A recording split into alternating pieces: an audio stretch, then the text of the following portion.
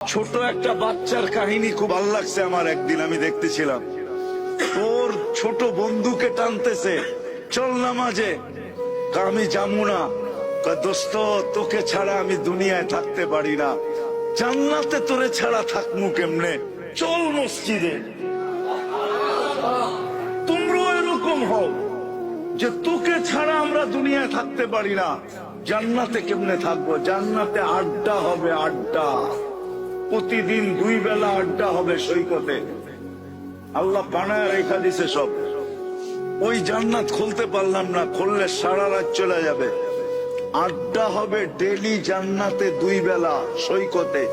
বন্ধু বান্ধবের কুমিল্লা আলারা এক জায়গায় বসবে, ঢাকা আলারা আরেক জায়গায় বসবে, প্রত্যেক এলাকা আলারা আলাদা আলাদা বসবে আর আড্ডা দিবে। এখানে আড্ডা।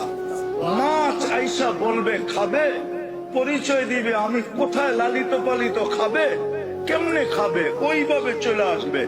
উড়ন্ত পাখি আসবে, অতিথি পাখি আসবে, প্রথমে ডানা নাড়বে, 1000 আইটেম ডানার ভিতর থেকে পড়বে, ওটি খাবে।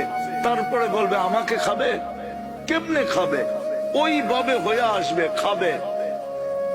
সব রাখা আছে। চলো একবার যাইয়া দেখা আসি। ওটার জন্যই নামাজ। নিজে পড়বো, বন্ধুদেরকে পায়ে তৈরা হইলো পড়াবো। পারবা?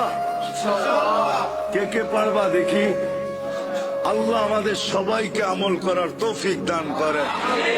ওমা আলাইনা ইল্লাল বালাগ।